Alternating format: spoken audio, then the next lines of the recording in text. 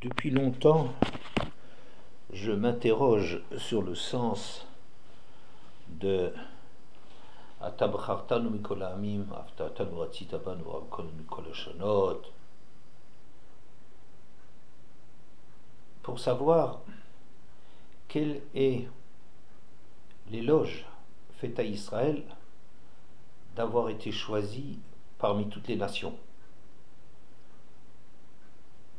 Si les nations étaient des concurrents de valeur, des peuples extraordinaires,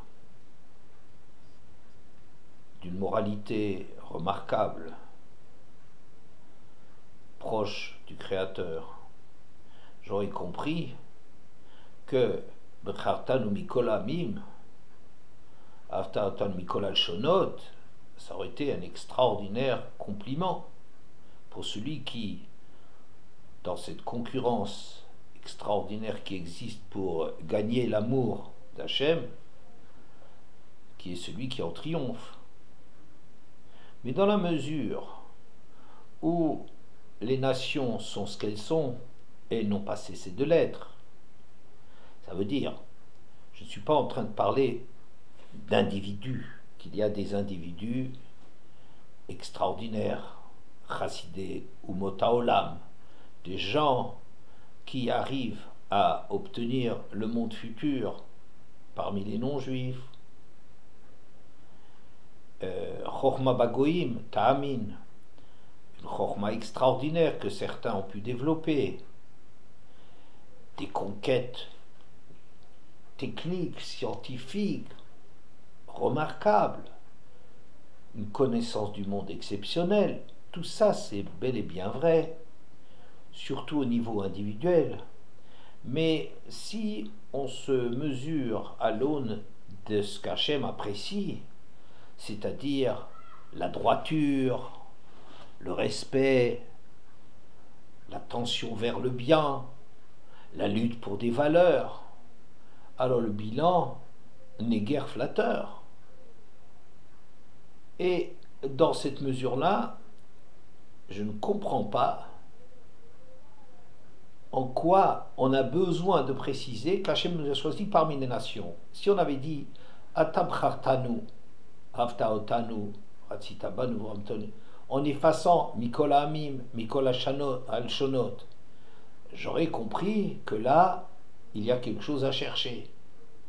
Mais si c'est par rapport aux différents peuples, il n'y a vraiment pas de quoi être fier.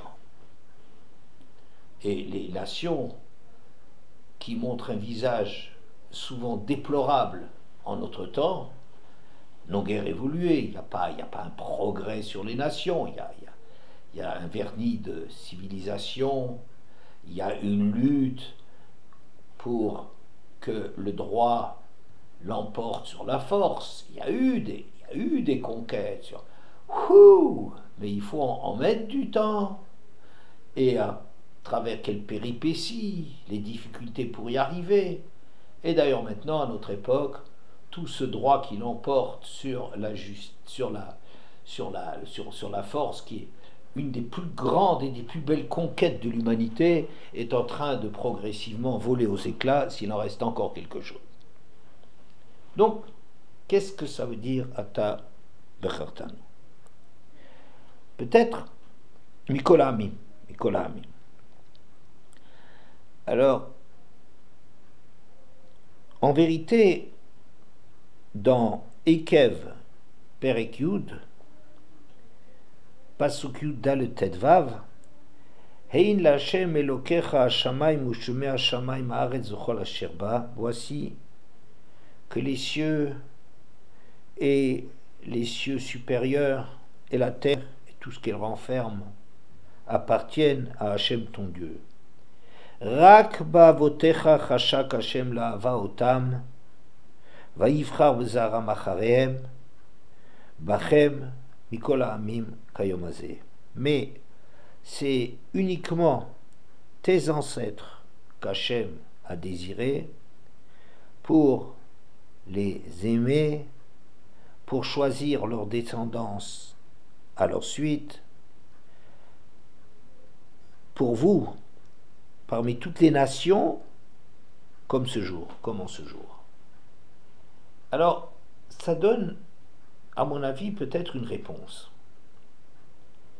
Hachem qui a créé le ciel et la terre.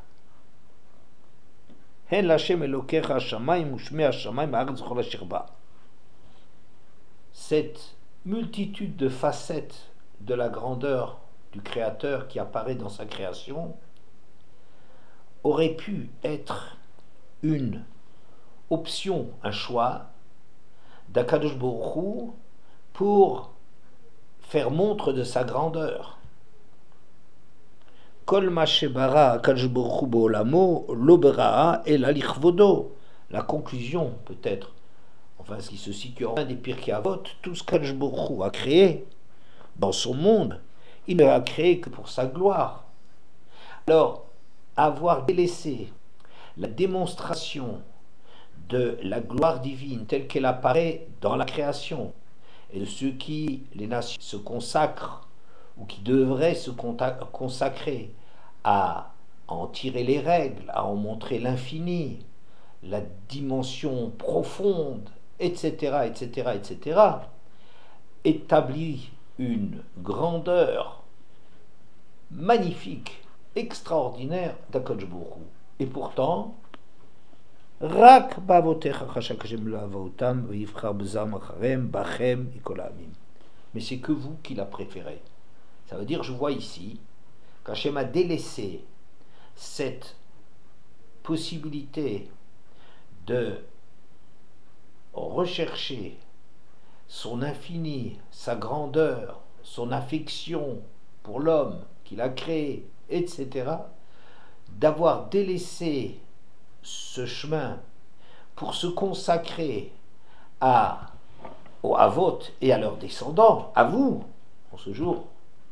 Ça, c'est un choix extraordinaire qu'Hachem a fait. On sait bien que beaucoup de marloquettes ont porté, de discussions ont porté pour savoir sur la meilleure façon de servir Hachem.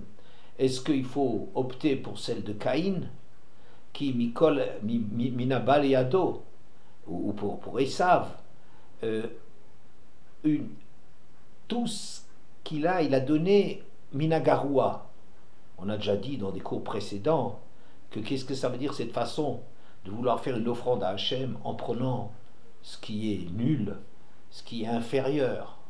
Mais non, si tu arrives à montrer jusqu'où va la hashgacha d'Hachem, la bria d'Hachem, la hashgacha, son investissement dans le vivant, au point que on justifie l'existence d'animaux répugnants qui créent la répulsion, peut-être comme les mouches, avec leur saleté, les araignées. Si tu arrives à montrer que dans ces détails de la création, il y a une chorma sans pareil, et il y a une utilité à cela pour le monde, c'est quelque chose d'absolument extraordinaire. On n'a pas de mots pour admirer si c'est Minagarua, si c'est dans quelque chose qui est inférieur, Minabaliado, du premier venu, Zerapishtan, que Caïn offre quelque chose, c'est une option fantastique, et dans laquelle il est en concurrence avec Hevel qui dit, lui, qu'il faut au contraire se concentrer, qu'il faut offrir Mibchorot Sono, Mechel Behem, du meilleur, du plus gras des animaux, que la grandeur d'Hachem qu'on essaye de faire apparaître, de trouver dans la Bria, elle peut être avec succès et beaucoup de mérite tirée de la multitude de tout ce qui semble inutile, inférieur, déficient, et si c'est à travers ce qui est multiple, déficient, inférieur, on arrive à montrer l'étincelle divine qu'il y a là-dedans, il n'y a pas d'éloge d'Hachem plus grand. Et c'est d'ailleurs ce qui Yitzhak qui était attiré par Esav, qui lui était un homme de l'extérieur, un homme du monde, qui arrive à lui montrer la nécessité même du Teven, même des choses qui sont plus éloignées, des choses qui semblent passagères, éphémères, et qui n'est pas le fruit lui-même. C'est extraordinaire. C'est extraordinaire de pouvoir montrer ça. Moshe Rabbeinu aussi est quelqu'un qui, sa capacité d'être un Ishmitzri, d'être un homme qui n'est pas concentré et consacré exclusivement aux problèmes d'Israël, c'est une façon extraordinaire de pouvoir montrer l'infini d'Akadosh Baruch Hu. Et Hachem a délaissé tout ça au profit d'Israël. Donc je proposerai à Tabachartanu Mikol Ha'amim, Romantanu Mikol Alshonot. L'éloge n'est pas de dire je vous ai préféré aux nations en tant que telles, il n'y a pas de concurrence. Mais ce que les nations ont pour vous, au milieu Etaretz et Chivshua, d'arriver à civiliser le monde, arriver à tirer tout le potentiel du monde, c'est quelque chose de tellement extraordinaire. Et bien moi je vous ai préféré pour être les instruments de ma gloire à tout ce que les nations ont comme potentiel pour arriver à exploiter toutes les richesses infinies de la création. Maintenant, la deuxième question que j'aurai, c'est de comprendre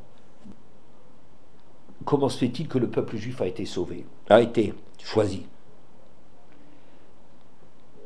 Parce que c'est une chose de dire que c'est le chemin d'Israël qui a été recherché et apprécié par Hachem par rapport à ce que les nations peuvent montrer dans le monde.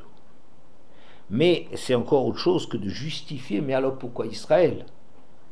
Alors que si l'on regarde dans Parshat Ekev, par exemple, dans Parshat Ekev, dans le tête, Perek tête de Ekev, à partir du Pasuk Dalet, une seconde juste, voilà. Al tomar bivavra badof Hashem elokecha otam milfanecha lemor betzidkati eviani Hashem lareshet et haaretz hazot uvrishat hagoyim haele Hashem urisha mipanecha. Ne va pas te dire quand tu verras qu'Hachem expulse toutes ces nations de devant toi, que c'est grâce à mon mérite que Hachem m'a amené pour prendre possession de cette terre, et également à cause de la culpabilité de ces nations, qu'Hachem les chasse de devant moi. Lo betit katra ou biyosher, le vavra atabal reshet et arsam. Ce n'est pas à cause de tes mérites et de la droiture de ton cœur que tu viens prendre possession de leur terre. Ki brishat hagoyim haele Hashem elokecha murisha mipanecha ou le manakim et hadavar asher nishba Hashem lavotecha l'Avram l'Yitzhak ou Yaakov. Oui, Dvarim Perek Tet Pasuk He. Ce n'est pas donc tes mérites, mais c'est la culpabilité des nations d'une part et le choix qu'a fait de tes ancêtres Avram, Yitzhak et Yaakov. V'yadata kilo betzidkatra Hashem elokecha noten lecha et haaretz hatova hazot rishta. Prends bien conscience que c'est sûrement pas pour tes mérites qu'Hachem te donne cette terre qui est bonne en possession. Qui orefata, car tu es un peuple qui ne bouge pas, qui a la nuque droite, qui refuse de se tourner vers moi. Zechor, al tishkach et asher tzavta et Hashem elokecha bamidbar. Le minayom asher yatzata mitzrayim. Ad boachem, ad amakom, mamrim eitenim Hashem. Souviens-toi, et surtout ne l'oublie pas, tout ce que tu as énervé, mis en colère, irrité Hachem ton Dieu dans le désert, depuis le jour où tu es sorti du pays d'Égypte, jusqu'à ce que vous soyez arrivés aux abords d'Eretz, Mamri Meiten Hachem, vous étiez des révoltés, des rebelles avec Hachem.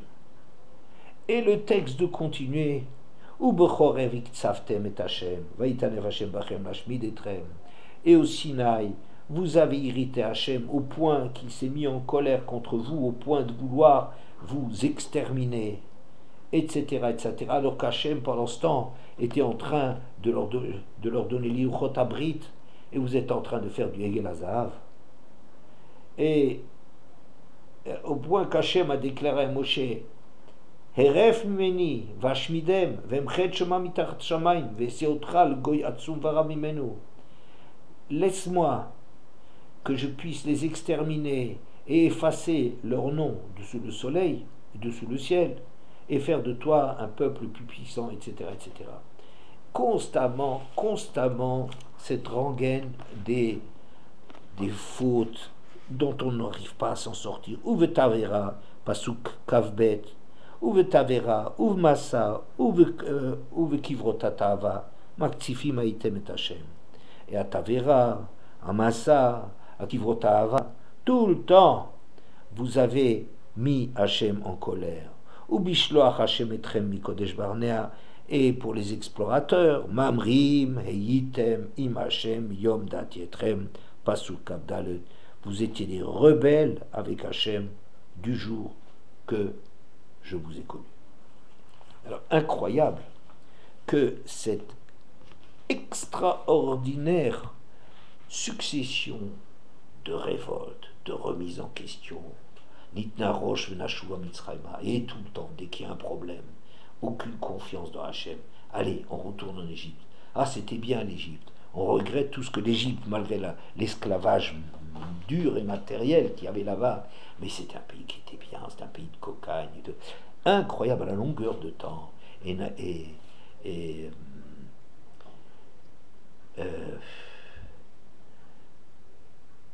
Bon, tout le temps ces révoltes, cette remise en question de Moshe Rabbeinu, tout le temps ce rejet d'Hachem à la moindre difficulté, allez, on retourne, on n'en veut plus, c'est trop difficile. Mais qu'est-ce qui a pu faire que ce peuple a été choisi?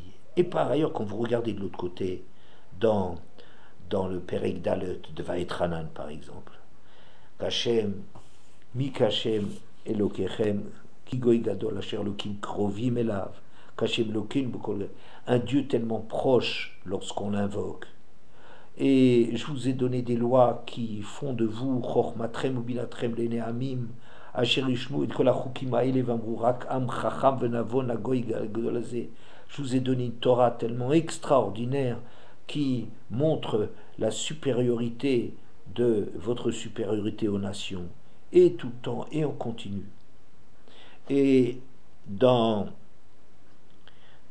Parshat Yitro, Am Segula, Mamlechet Kohanim, un peuple choisi, une nation de serviteurs d'Hachem, autant les Bnei Israël s'éloignent d'Hachem, rejettent Hachem, se rebellent contre lui à longueur de temps, d'une façon récurrente, autant et plus Hachem est attaché à eux, leur promet des choses, leur promet de leur pardonner dès lors qu'ils reviendraient vers lui. C'est quelque chose de tout à fait étonnant. Alors on peut vraiment se demander, mais alors qu'est-ce qui justifie donc ce choix d'Israël? La concurrence n'était pas forte, certes, mais il y avait autre chose à faire dans le monde. Il y a autre chose à faire que dans le monde. Mais faire passer pieds et poings liés à ce que les Bnei Israël font du nom d'Hachem, du rond nom d'Hachem, la pub que les Bnei Israël font d'Hachem, c'est quelque chose de... Hachem a lié son sort. C'est quelque chose de tellement, on n'ose pas le dire, mûr de la part d'Hachem de choisir Israël, non pas de les avoir choisis seulement, mais de les avoir choisis comme partenaires. Et comme quand il y a un partenariat, en vérité, on se fait dépendre l'un de l'autre, on n'est plus seul. On accepte de dépendre et de l'autre, et la loi de l'autre et les droits de l'autre, on ne peut pas les bafouer comme ça d'un revers de la main parce que ça ne me plaît pas, c'est une situation de non-retour. Alors, en vérité, Rav Matityahu Salomon dit quelque part que Israël a deux fautes de base dans toute son histoire. Un, Yosef et ses frères, cette espèce d'incapacité des frères de vivre ensemble. Et ça, c'est quelque chose qui semble tellement, tellement permanent que c'est pas seulement à l'époque de Yosef et ses frères, mais c'est toute l'histoire juive, les, les Ashkenaz Farad, et la capacité de... Et même avant ça, il y avait les deux royaumes, celui de Juda et le royaume d'Israël au nord, et tout le temps, et à notre époque, et tout le temps cette tension, cette incapacité d'arriver à faire quelque chose ensemble, comme c'est quelque chose de surhumain, d'abandonner, qu'on abandonne ce que nous sommes au bénéfice d'une mission qui nous transcenderait. Incapable, on est... Et tout le temps, une rengaine, c'est une faute vraiment constitutive, si l'on peut dire, du peuple juif. Et la deuxième faute, dira Matityahu Salomon, c'est l'Egel Hazav, la faute du veau d'or, qui était que dans un moment de rapprochement d'Hachem, au moment où on est au Sinaï en train de recevoir la Torah, on trahit Hachem dans l'idolâtrie. Par rapport à ces deux fautes, j'aurais dit qu'il y a deux mérites indubitables, indiscutables, incontournables, que le peuple juif peut, dont le peuple juif peut se réclamer, ce serait le Naaseh v'nishma. Naaseh v'nishma, arrivé à ce degré de compréhension qu'il y a quelque chose tellement supérieur à moi que j'ai à annuler mon ratson, ma compréhension, ma vision des choses, pour lui, Naaseh d'abord et Nishma ensuite. Mais Naaseh, ça veut dire se soumettre, avoir compris que ce qui est la chose la plus difficile à l'homme, cet instinct de conservation qu'on a, qui est non seulement quelque chose de physique, mais qui est aussi quelque chose de psychique. C'est le personnage, toute la grandeur immense du personnage de Yitzhak Avinu, qui se sacrifie dans tout ce qu'il est, pas seulement au moment de la Akedat Yitzhak, mais dans tout ce qu'il est, d'être le second seulement, etc. On a déjà beaucoup parlé là-dessus. Mais cette immense grandeur, non pas des ancêtres, ce qui est formidable, mais ça ne justifie pas un choix si la suite n'emboîte pas le pas au Havot. Alors, cette extraordinaire lucidité des Bnei Israël qui leur fait proclamer d'abord on obéit, c'est-à-dire je renonce à être le maître de ma propre destinée, d'être celui qui choisit ce qu'il est. Ça, c'est un instinct quasi vital que Israël est le seul à montrer au moment où la Torah a été proposée aux nations.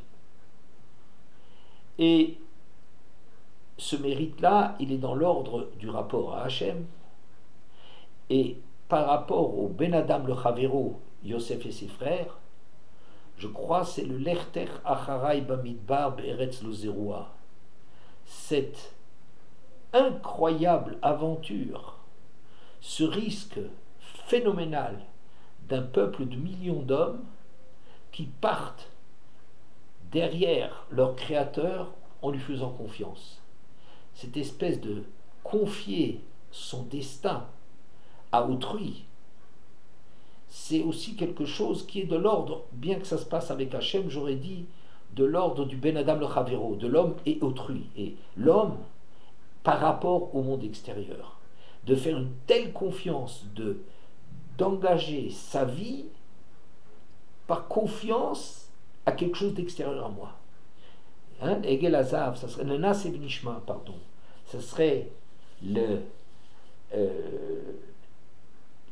l'antidote, le remède à ce Egel Hazav, d'avoir fait prévaloir mais mon désir de matérialité, d'une présence de quelque chose, et ça on dit Nas et Nishma, et par rapport au Ben Adam le Chavero, une espèce de confiance à Chavero avec un Chet majuscule si ça existait, à Hachem, de lui faire tellement confiance qu'on accepte de partir à des millions de d'hommes, de femmes, d'enfants, de vieillards dans un désert, pays inculte, dont on ne sait rien du lendemain, c'est quelque chose d'extraordinaire. Et ça, on ne pourra jamais, jamais le retirer au peuple juif. Mais est-ce que ça suffit? Le problème que j'ai, c'est sûr que le peuple juif a des arguments qui le sortent du commun des mortels, c'est-à-dire d'avoir le potentiel des Havot, d'avoir été formé par l'esclavage en Égypte, d'avoir assisté à tous ces miracles, d'être capable de s'annuler devant la divinité d'Hachem et de faire confiance par ailleurs à Hachem en se lançant à corps perdu dans le désert. C'est pas un peuple d'excité. Les Juifs, on voit bien dans leur révolte que c'est tout sauf un peuple d'excité. Ce sont les derniers à se lancer dans une aventure sans se préoccuper. C'est des gens qui savent. Et s'ils se sont lancés dans cette folie du désert pour aller suite à Hachem, pour suivre Hachem, c'est vraiment qu'il y a quelque chose qu'ils ont vécu de plus fort que tout leur sens critique, que tout leur désir d'être, que voilà. Ça, on ne peut pas l'enlever. On ne peut pas l'enlever. Mais est-ce que ça suffit pour être choisi? Quand on voit le nombre de révoltes, de rébellions, de rejets, d'ingratitude, l'ingratitude, quelque chose de phénoménal qu'on a au niveau de ce peuple. Et donc, je suis très circonspect pour arriver à comprendre pourquoi ils ont été choisis. David Rowe a dit pendant le cours que, en vérité, les Bnei Israël, quand ils ont été choisis en Égypte, n'étaient pas plus méritants que les Égyptiens. Ils n'ont pas été choisis dans un moment de grandeur, mais dans un moment de totale assimilation. Et malgré tout, Hachem les a choisis.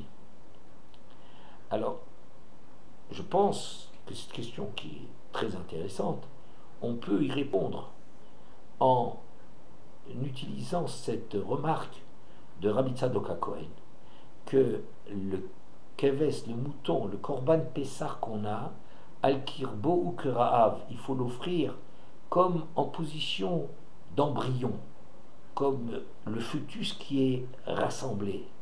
Et c'est sous cette forme-là qu'il faut manger ou griller le korban pessar pour dire que c'est l'état embryonnaire du peuple juif qui était la raison du choix, et non pas l'état développé, ça veut dire l'image qu'ils ont montrée en Égypte quand ils étaient dans le vécu, ils étaient déjà les mêmes que les Égyptiens. Eh bien, Hachem n'a pas tenu compte, dans son affection pour Israël, n'a pas tenu compte de ce qu'ils étaient devenus, qu'ils avaient tout laissé tomber, une assimilation totale, un rejet de la Mila, de tout lien avec Hachem, mais il les a regardés comme descendants des Havot, comme un potentiel d'un embryon. Alors, état embryonnaire extraordinaire. Mais est-ce que ça suffit pour le choix, alors que c'est un choix qui est tellement, tellement injustifié à de multiples reprises? Chas v'shalom. Alors, j'ai trouvé dans Parshat Balak, j'ai trouvé peut-être un élément de réponse. Balak est en train de chercher à maudire Israël, et malgré lui, il doit reconnaître qu'il y a une dimension ici qui dépasse tout ce qu'il aurait. Peut-être, c'était en vérité, Balak peut-être pose notre problème ici. Pourquoi les nations ont-elles été rejetées au bénéfice d'Israël. Et il est forcé de reconnaître Lohibit Aven Beyakov, Perek Kav Gimel Kaf Alev. Velora Amal Israël, Hachem Elokav Imo Troat Melerbo. Hachem regarde l'affection extraordinaire qu'il montre à Yaakov. Il n'observe pas chez lui les fautes. Et il ne regarde pas tous les égarements en Israël. C'est Hachem est avec lui, Hachem son Dieu est avec lui, et l'affection de son roi est dans ce peuple. C'est quelque chose d'extraordinaire, ce choix d'Hachem, tellement incroyable qu'en dépit de tout ce qu'ils peuvent être, il y a un choix pour une profondeur qui existe dans l'intimité du juif, Troat Melerbo, l'affection du roi, ou le Troat, ça veut dire ça vient de Raoua, branlant, ébranlement, l'ébranlement du maître est en lui, c'est-à-dire l'émotion de mouvoir, ce qui fait bouger le peuple juif, cette espèce de lutte sans cesse dont on a souvent déjà parlé, de va-et-vient, de remise en question perpétuelle dans ce peuple, et qui fait que c'est ça ce qu'Hachem regarde, en dépit de tous les égarements multiples qu'il y a eu dans leur histoire. Et on continue, El Motsia Mitzraim, que toi faute. Rémlo, Kilo Nachash Beyaakov, Velo Kesem Israël. Car il n'y a pas de divination en Yaakov, ni de magie en Israël. Kesem et Nachash, c'est l'autre Nachashou, c'est dans Parshat Shoftim, quand on dit tu vas être mis en contact avec les différents peuples, ne te laisse surtout pas séduire. Bon, comme abomination, de pouvoir imaginer de se rapprocher, d'acquérir la reconnaissance de leur Dieu en mettant leurs fils et leurs filles dans le feu, Kosem Ksamim, l'interprétation des signes, des meonen, des moments favorables, les auspices, Menachesh, Mchashef, Chaver, tout ce qu'il y a comme forme de divination, de sorcellerie, de magie, de divination, on le trouve. Car, qui toavot Hashem koloseile, ou bigla la toevot aile, Hashem elokecha murish otam miponecha. Et la raison pour laquelle on a rejeté les autres nations, on s'est mis à leur place, c'est à cause de cette abomination. Tamim tiye im Hashem elokecha. Tu dois être entier avec Hashem ton Dieu. Incroyable. Le rejet des nations, c'est Nachash, Kesem, Co. etc. N'est-ce pas? Ça veut dire que c'est quelque chose d'extraordinaire. Que la raison, elle tourne autour de cela, on ne comprend pas. Il n'y a pas de divination. Alors, pour comprendre un peu qu'est-ce que c'est ce problème de la divination, l'examen, l'interprétation des signes, les auspices, est-ce que les auspices sont favorables? Et ça, c'est quelque chose qui est une constante dans toute l'histoire. Il y a toujours eu comme ça des tendances à avoir des amulettes. Chez nous, il y a aussi. C'est une autre paracha qu'il faudrait traiter par ailleurs. Des amulettes, des porte-bonheur, l'eau de jouvence, l'épée d'Excalibur qui donnait la toute-puissance, la puissance, la richesse, la force, la jeunesse, la séduction. On tourne autour de ces thèmes d'une façon ou d'une autre. Maintenant, ça s'exprime différemment, parce qu'en termes de 21e siècle, on a un peu épousseté ces croyances d'autrefois, croyait-on, mais on y croit encore toujours autant, et qu'on a toujours connu ce pianiste comme Glenn Gould, qui était un extraordinaire interprète de Bach, de Jean-Sébastien Bach, et qui était toujours avec le même tabouret avec lequel il avait grandi, et qui était pour lui comme une espèce de un fétichisme comme ça, des choses maléfiques, et voilà. Le roi Louis XI, je me souviens que mon oncle, Robert Weil, il nous a une fois raconté que ce roi Louis XI, d'une cruauté sans pareil par ailleurs, et souvent les gens comme ça qui commencent à devenir, qui ont une paranoïa absolument extraordinaire, ils ont des faiblesses psychologiques, sans oublier aussi à cette espèce de désir dévastateur de puissance. Il n'y a que moi qui existe au monde. Et il avait un conseiller qui s'appelait Olivier le Dain. Olivier le Dain était quelqu'un qui a su se faire passer pour un mage et obtenir une situation très très favorable à la cour. Ça n'a pas empêché finalement d'être brûlé ou je ne sais pas trop quoi. Mais et le roi se reposait beaucoup sur ses conseils et sur ses artifices. Et à un certain moment, le vent commençait à tourner pour Olivier le Dain. Olivier Necker dit Oliver, Oliver Necker dit Olivier le Dain.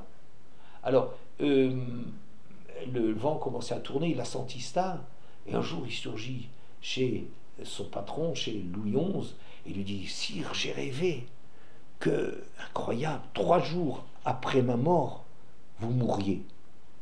C'est extraordinaire comme cette habileté, mais enfin, bon, voilà. Mais pour dire, on a toujours été, et d'ailleurs, Rav Shimshon Raphaël Hirsch va citer Napoléon comme quelqu'un qui avait des faiblesses très connues dans ce domaine-là. Une espèce de superstition. Et mon frère, Claudie, m'a renvoyé à un remarquable Rav Shimshon Raphaël Hirsch. Comme quoi, pour comprendre de quoi il s'agit Nachash, qu'est-ce qu'il y a là-dedans, comme quoi, lorsque Yosef, ayant fait cacher sa coupe dans le sac de Binyamin, et une coupe extraordinaire, une coupe qui lui permettait d'interpréter les choses, parce que quand il a installé les frères, à leur grand étonnement, il les a installés à table, il a commencé à frapper sur la coupe, il a dit « Oh, paf, Rouven, tu es l'aîné, Shimon, Lévi, Juda, Issachar, Zvouloun, les enfants d'une même mère à une table. » Et ensuite, Zilpa, les enfants de Gila et de Bila ensemble, les enfants de Zilpa ensemble, et puis il reste que Binyamin, dit, tu n'as pas de mère, et ben moi non plus, alors viens à ma table. Bon, mais les frères étaient stupéfaits, comme il avait une espèce de divination, soi-disant, oui, il ne savait pas que c'était de Yosef qu'il s'agissait, qui lui faisait, soi-disant, deviner des choses très extraordinaires, parce que les frères ils avaient des âges qui en vérité correspondaient, et puis surtout que Issachar et Zvouloun ne sont pas nécessairement plus âgés, alors qu'ils étaient avec la table des premiers frères, que les 4 enfants des servantes, quoi qu'il en soit. Donc Yosef a fait poursuivre les frères une fois qu'ils sont partis de chez lui, et rattrapé par son conseiller, et qui a commencé à fouiller dans les affaires. Il a commencé avec le plus grand pour en arriver progressivement jusqu'à Binyamin. Halo ze asher yishte adonir bo, vous nachesh bo, hariotem asher asitem. Mais c'est terrible ce que vous avez fait. C'est cette coupe dans laquelle mon maître boit, et hu nachesh bo, et il fait de la magie avec cela. Vous avez très mal, très très mal agi envers mon maître. Et un peu plus tard, quand ils sont ramenés chez Yosef, va Yomer Laim Yosef, il ne savait pas donc à l'époque que c'était Yosef, il le prenait pour le vice-roi d'Égypte. Ma comment est-ce que vous aviez pu agir de la sorte? Vous savez donc bien que Nachesh Ish Asher Kamoni, qu'il fait de la divination un homme tel que moi. Alors, le Hirsch, que m'a ramené mon frère, est remarquable là-dessus. Il dit comme ça, que dans le monde, des hommes qui ont atteint un niveau très exceptionnel, comme en vérité, ce n'est pas un niveau qui est dû à leur seul mérite, loin de là.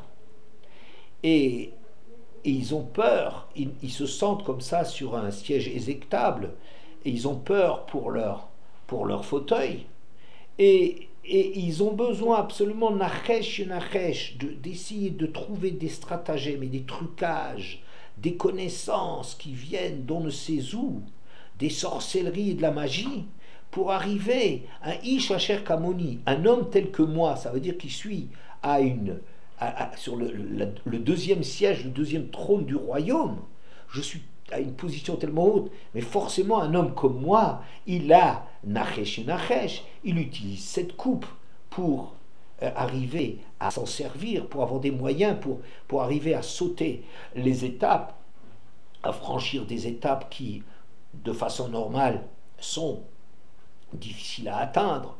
Son vélo est trafiqué, il n'y a pas que Pogacar, son vélo est trafiqué pour arriver à lui donner une espèce de surpuissance, un surdéveloppement par rapport aux autres. Mais c'est le Nirouche, c'est comme cette espèce de serpent, Nachash, qui se faufile et qui arrive à atteindre des lieux parce qu'il se glisse dans des orifices, on ne le voit pas venir, et il arrive par des détours et des détours, il arrive à des situations et à un rôle, à une importance qui est absolument hors de portée d'un homme normal. Et ça, plus il fait quelque chose d'extraordinaire, plus il a un niveau exceptionnel, plus il sent sa fragilité, plus il fait appel à ses moyens détournés, à ce nirouche, à cette façon de se faufiler, de se glisser, d'informations pour arriver à comprendre la profondeur de certaines choses. Ils vont chez les nécromanciens et les diseuses de bonne aventure et les tireurs de cartes et tout ça, les puissants de ce monde, les Hitler, tout le monde, disons comme ça, une telle faiblesse. Alors, c'est cela que ces nations, elles ont, et qu'Israël est loin de cela.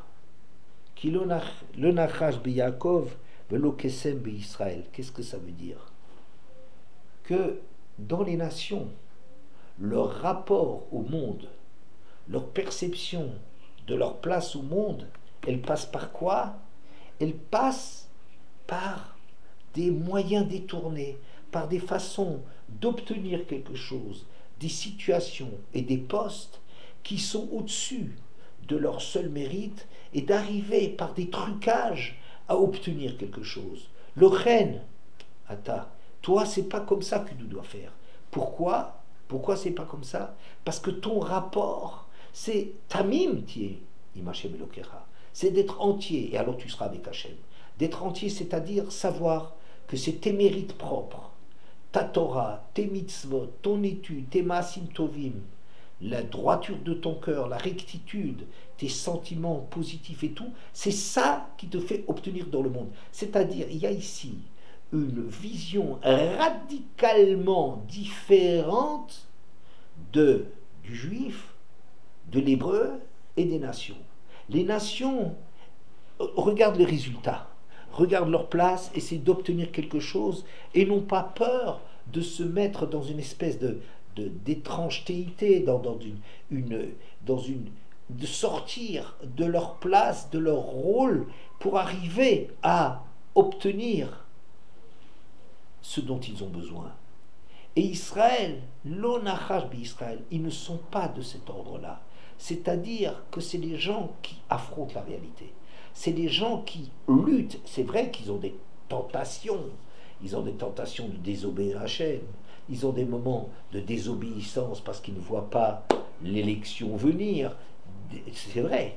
Mais fondamentalement, un juif, il ne triche pas. Il n'y a pas de nachash et de kesem. C'est pas ça la façon dont il conçoit la vie. C'est un kshéoref. C'est un peu plus dur. Mais c'est un peu plus dur dans le bon sens du terme. On ne bouge pas comme ça. On ne va pas avec eux, simplement parce qu'il y a des avantages. Et un juif, il est capable de parler contre Israël parce qu'il sent qu'il y a quelque chose qui n'est pas normal dans le sort, par exemple,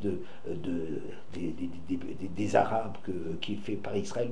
Il est capable de défendre des causes contre lui-même parce qu'ici, il y a quelque chose. C'est un peuple extraordinairement vrai, authentique et violent. Il y a une violence dans le peuple juif par cette authenticité et ne pas se laisser acheter et corrompre par des cadeaux, sonné matanotirie, par des cadeaux factices qui vont nous apporter quelque chose mais qui n'ont rien à faire avec nous-mêmes. Nous, notre monde, Bishvili Nivra Olam, le monde, il doit être créé vraiment par rapport à moi. Mon monde, il tourne autour de moi.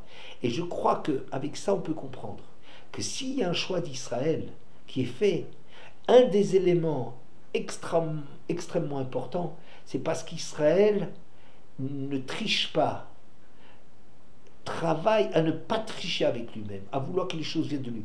Et cette lutte étant particulièrement difficile, c'est elle qui est en grande partie la cause de toutes ces révoltes, de ces chutes, de ces retours en arrière. C'est-à-dire que ce qu'on a noté, on se demande comment ça se fait qu'Hachem nous ait choisis en dépit de tout ce que nous avons fait pour le rejeter, toutes les fois où on a proposé de repartir, de revenir en arrière, de revenir en Égypte. Ça, c'est parce que c'est l'expression de gens qui sont vrais par rapport à eux-mêmes. Ils ne sont pas toujours des tzadikim. Non, certainement pas. Mais c'est des gens qui... Ils veulent... ce que je sens, je le dis. Et si je ne suis pas d'accord avec Siem, je le dis. Et c'est incroyable. Vu de l'extérieur, c'est de l'ingratitude. Vu de l'extérieur, c'est de l'injustice. Vu de l'extérieur, etc., etc. Et regarde combien Hachem il a fait et comment ce que tu ne lui as pas rendu. Tu ne lui as pas rendu. Mais la vérité, c'est que je crois que c'est ça. C'est parce qu'on est tellement authentique, vrai avec nous-mêmes. On travaille tellement dans ce qui se passe vraiment au nouveau, à notre niveau. C'est pour ça que Hachem il a misé sur nous. Il y a quelque chose à attendre d'un peuple qui dit vrai, parce que le jour où il aura compris certaines choses, eh bien effectivement, il y a une grandeur, une vérité et une authenticité exceptionnelle en lui.